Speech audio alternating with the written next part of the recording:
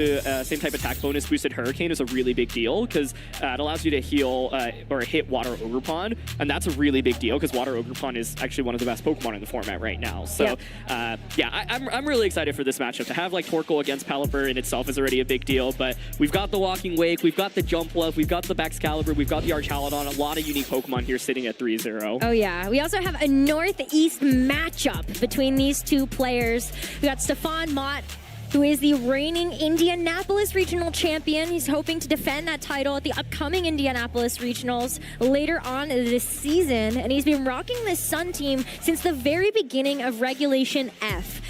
So he's gotten a lot of practice with it in online tours. He did end up taking it to Portland, did not have the finish that he wanted to with this team. So he's really hoping to get the run back here. And you can see how all these pieces fit together with the Photosynthesis boost coming through from Fluttermane, Walking Wake, and Raging Bolt. And of course, you have the Chlorophyll ability on Jumpluff that also synergizes with Torkoal. Yeah, there's so many things to talk about here, but Walking Wake, just one of the strongest attackers you can have in the game, and Photosynthesis plus Sun activating and then increasing your damage output of Hydro Steam and Flamethrower is so nice. Jumpluff, of course, won the Portland Regional Championships when Joe used it, and we see a pretty similar set here. The other thing that's really interesting is I feel like I've seen a lot of Protect Fluttermanes with Choice Specs recently, so it's a really interesting trend, right? The idea is that you can bring it out, bait and attack, because people will often double up onto Specs Flutter to deal with it, but with Protect, it's actually a little bit scarier to go for that double up immediately. On the opposing side, this is actually the same 6. We were talking about this before this matchup, but there's a team that got top 16 at the Portland Regional Championships using Archaludon, and these are the exact same 6 Pokemon. So I'm curious if there are actually any adaptations, because the moves and the items and the Terras all look more or less like the same, but of course the idea is that Archaludon is incredible, especially with Pelipper providing rain support. However, one thing that's going to make this matchup really interesting is you can just switch in Torkoal at any point if the rain is set up, and suddenly if you click Electro Shot, it will take 2 turns to charge instead of that immediate charge. Yeah, so it is a little bit risky, I think, to bring the Archaludon here. I think the other thing you have to consider is like Raging Bolt, I think on Stefan's team makes this matchup just a little bit trickier too, because even if you set up the rain or you have like the Urshifu on the field, you can just go for something like a Thunderclap, and it still has Magnet as its held item, so that is something else to consider. I do think that Caleb, though, has a lot of really interesting pieces. I think the Baxcalibur is the one thing that sticks out to me specifically that feels so nice in this matchup. Yeah, it's interesting because Glaive Rush is so powerful here, but I think the speed interactions are what I'm really curious about, right? Because like Baxcalibur isn't necessarily the fastest Pokemon. Walking Wake can be very speedy. Raging Bolt is kind of in a weird mid-tier speed range, and so I'm curious how the Pokemon are trained essentially. But yeah, I think like Baxcalibur puts on a lot of pressure, but you're often going to feel forced to Terra if you don't want to feint to a super effective Draco Meteor. There's 2 of the most powerful Draco Meteors on the opposing side with Walking Wake and Raging Bolt. So definitely agree that I think Baxcalibur is going to be a big Pokemon to pay attention to, but it can be really volatile as well. Yeah. I think that Baxcalibur looks really good here. I kind of wonder if there's also a really great way to weave in something like the Amoonguss. I feel like that is such a tanky Pokemon to have on Caleb's side, and you don't necessarily even need to Terra it for it to be able to find value. You could just have, like, you also have your own Spore option, so a way to slow down the game. Totally. I think if I'm in Team Tribute and I'm Stefan right now, I'm thinking, I don't bring Incineroar because you have Clear Amulet Baxcalibur. That's really the only Pokemon I really want to intimidate, so I'd probably pick 4 of the other 5. I think Archaludon is still pretty scary. I think, you know, for both sides, you should probably bring your weather user, at least in game 1, just because you really want to shut down the opposing weather. So I would definitely immediately lock in Torkoal and Pelipper on both sides. And then it's a question of, like, who do you want to end up dropping? I think Fluttermane's really good for both teams here as well, because it just gets really consistent damage off across the board. So my main question from Caleb's side is, yeah, how much do you want to lean into Archaludon? Because it is still quite good, right? Like, Dragon Pulse Heavy Slam pressure is a lot. The problem is you're probably going to get outsped in this match, and you're going to, like, eat up a lot of special attack damage before you can deal much in return, and I think that can be really scary. I agree with that. I think, like, the one thing that I feel like Archaludon might be good here is that it does have, like, the Grass Terra, so if you worry about something like a Jumpluff coming through, or for Spore, like, you do have that defensive Terra type, but then all of a sudden, you're so vulnerable, because Walking Wake is Terra Fire, it has Flamethrower, you've got Torkoal that also has Overheat as an option, and Incineroar with the Flare Blitz and Sun also packs a punch. Absolutely. I think for those of you watching, the most important thing to pay attention to in this matchup is weather. How are people going to use their weather users? And Archaludon hits the field. Okay, so we got the Archaludon and the Fluttermane here for Caleb, and it's going to be the Torkoal and the Walking Wake for Stefan to kick off this very first game in the best of 3. And now this is where I wonder, what does Caleb do in this situation? You've got your Fluttermane on the field to get the Photosynthesis boost, but it's going to be Walking Wake that actually gets the Proto boost first. Yeah, this is really interesting. I think like Torkoal here has Helping Hand support, so you could threaten with something like Helping Hand plus Draco Meteor onto Archaludon immediately, right? Since that slot can't go for a Protect. But the question is, are you worried about eating up a damage from Fluttermane, right? So you can see Stefan considering the Terra here. Actually, okay, aggressively targeting down, looks like the Fluttermane slot. Caleb here, of course, could protect Fluttermane or just switch into Pelipper immediately on turn 1. And so, like, I think Wake applies so much offensive pressure here immediately, so Caleb kind of has to respond to it. But there's going to be a switch. So going to be one switch, but it's not going to be the Fluttermane. It's going to be the Archaludon and Pelipper now hitting the field. So you don't need to necessarily worry too much about resetting the rain for your Fluttermane, because the Fluttermane on Caleb's side is going to be booster energy here. So while the sun disappears, you still get the Photosynthesis boost from the booster energy, and it is going to be speed, one of the fastest things moving on the field. Walking Wake also loses its Photosynthesis in the process, but Stefan is still going to go for the Terrestrialization. Man, there's so many Photosynthesis boosts to keep track of throughout the course of this one, just because... I mean, I even got lost by the Walking Wake and the Flutter. Which one went first? Right, and then you've got the booster energy as well. There's a lot going on, but it's the Fire Terra here, which is kind of a nice defensive play on turn 1. So Helping Hand comes out. Let's see if Fluttermane goes for a Protect, though. Yeah, I mean, at this point, too, it's going to just be the Moonblast. And so you're not going to take too much damage, but it's going to be a special attack drop, which definitely does not feel good. But the Hydro Steam into the Fluttermane, special attack drop did save it. It did, yeah. It was a really nice Helping Hand play, because Hydro Steam is one of those unique moves, right? So you don't really mind the Pelipper switching in there. In fact, you actually prefer it. And so really nice play from Stefan's side, but does not get the knockout because of that special attack drop. And so committing a Terra there and not getting the knockout actually, I think, puts him in a much trickier position than if he had just been able to secure that knockout. Yeah, I agree. We're going to see a pretty big play into the Pelipper. It's going to be an icy win, though. One of the nice things about having the booster energy Fluttermane is that you get a chance to choose your moves and switch them up. And so a speed drop onto both Pokemon, that means that the Torkoal is just going to switch out with the Eject Pack.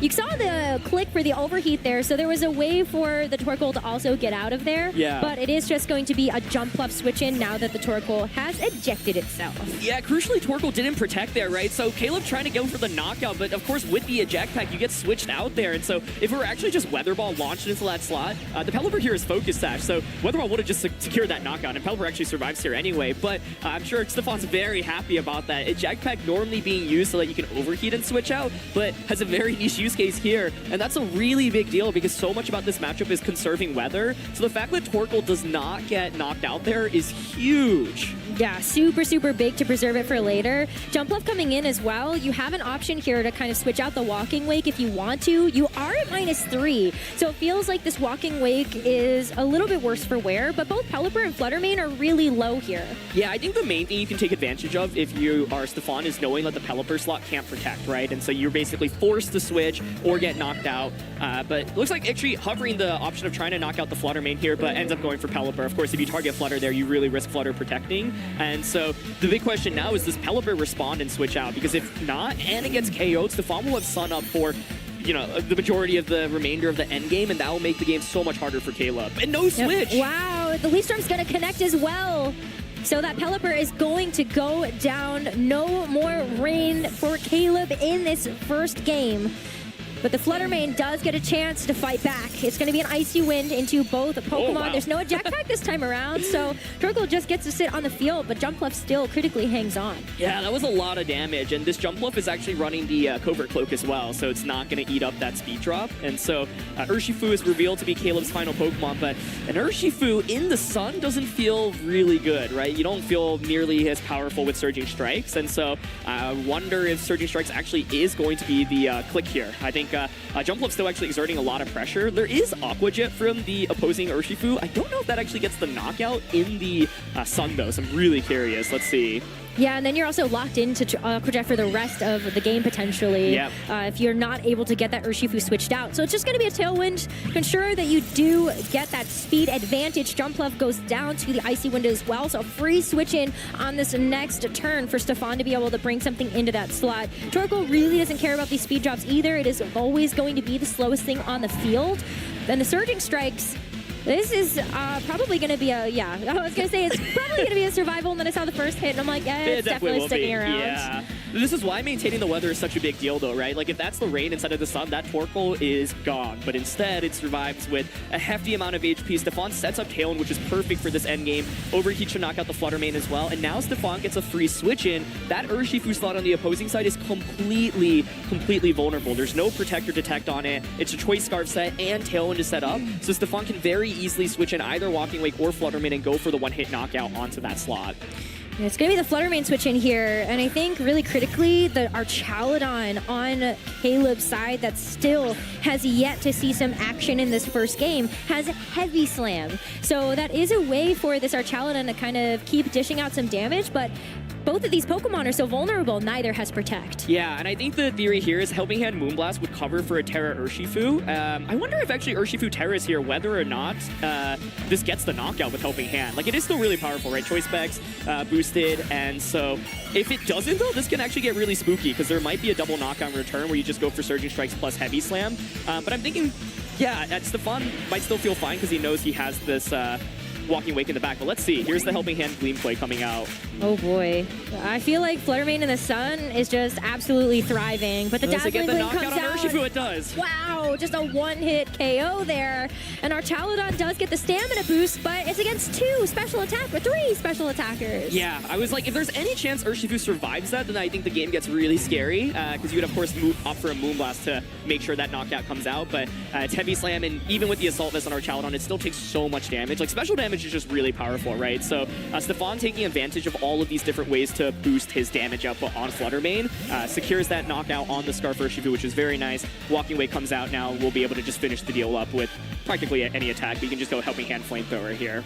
Yep, looks like that's going to be the lock-in. Our Chaladon can't resist it, so Flamethrower with the Terrifier in the sun.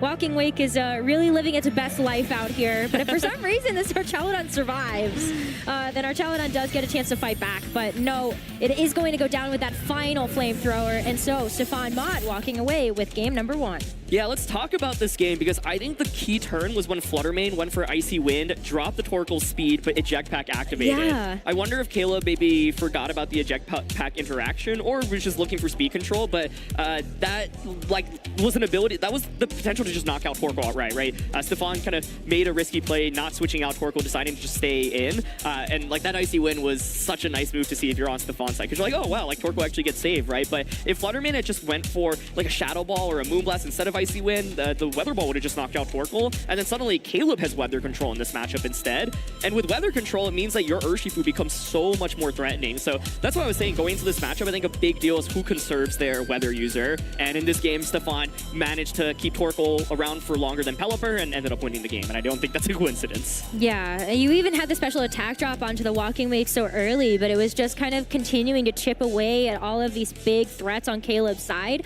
that made it a little bit easier for you to kind of deal with the end game. But yeah, I mean, the Eject Pack, it's one of those really interesting item choices, because we've seen this a couple of times. This is the Eject Pack was what Joseph Ugarte used in Portland to be able to get the win at that regional, and that is where some of the inspiration for this team comes from, and it really has come in clutch. Yeah, I think what's really interesting also is the decision to lead Torkoal, right? Normally it doesn't feel great to lead your Weather user, but it makes sense in this matchup because Torkoal's just slower than Pelipper. So even if Caleb leads with Pelipper, you're still guaranteed the Weather up, right? So I thought the Torkoal Walking Wake lead was honestly really smart. You put on a lot of pressure immediately, and that special attack drop made the game harder for Stefan, right? If you get that knockout on Flutter Mane immediately, it feels like it just opens up the game even more. And so we talked a little bit about Amoonguss and Excalibur before this matchup. Neither of those came out, but I wonder if you want to consider bringing either. Like, Amoonguss could try to, Terra to get around a super effective Flamethrower and get a single Spore off. I think that could be a really big deal.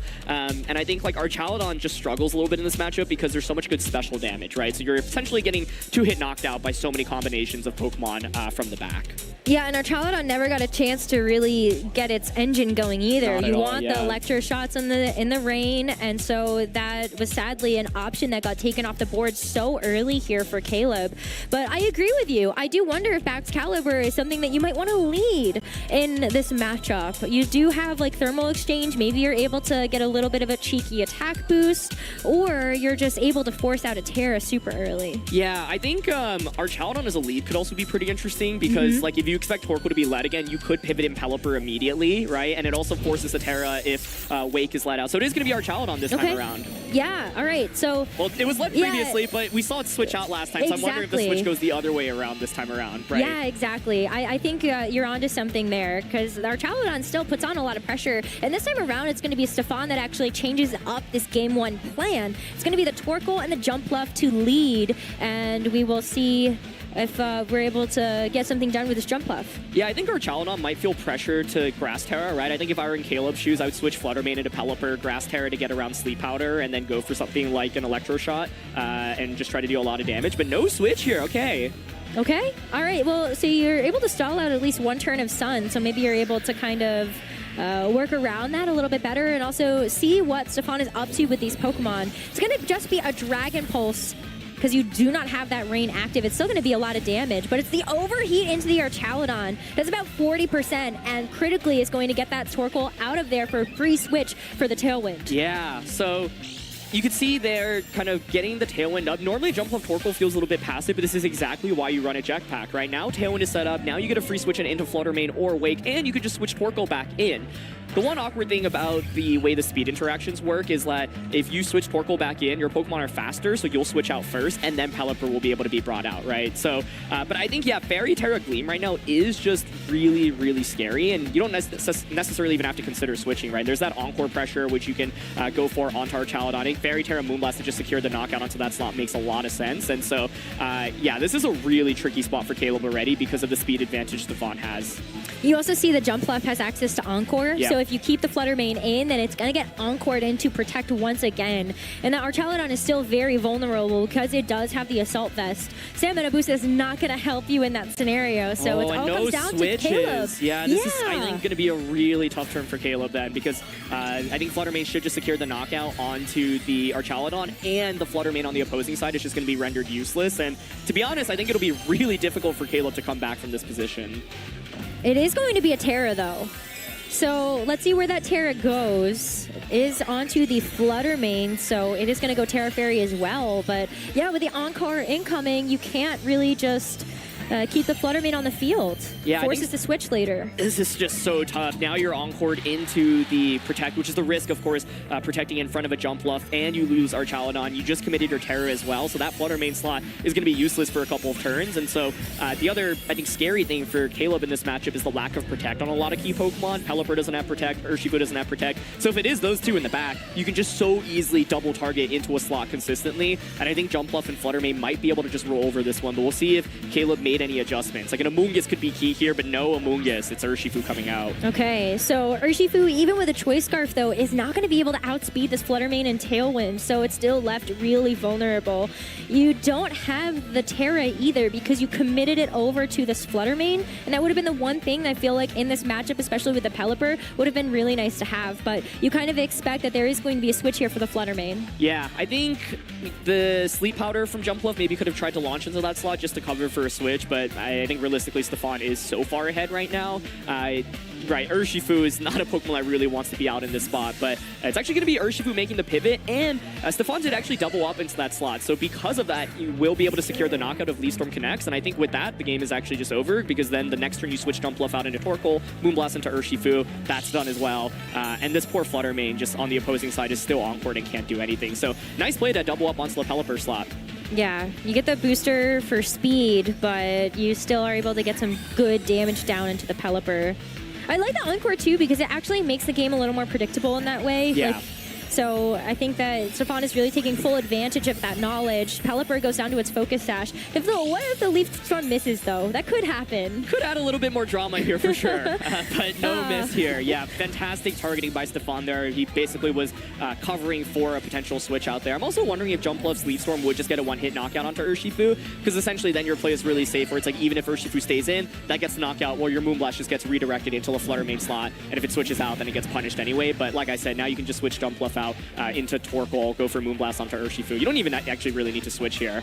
Flutter main is just in such a good spot. So yeah, the key thing here is just having so many resources and just consistently getting the speed advantage against Caleb here. Yeah, I think like that was just a really consistent first couple of turns, and Caleb wasn't able to quite find the answers he needed in this match. But the Encore will wear off soon, so maybe this Flutter Mane will still be able to get to do something if Caleb is able to keep track of those Tailwind turns. Yeah, it's just probably a little too late, because the Flutter Mane on the opposing side is actually also a faster variant, and so you just don't really do much damage with it. A lot of the damage from Caleb's team comes from Excalibur, comes from Urshifu, comes from Archaludon, but I think Stefan managing Torkoal the way he did was just basically flawless, and this was a perfect game 2 by him. We've got the Flutter Mane. It's trying its best. The Encore is over, though. The Tailwind is over. So, like, this is where I would see, yes, like, you would be able to go for, like, a faster play, but I don't even know if the Moonblast knocks out here. And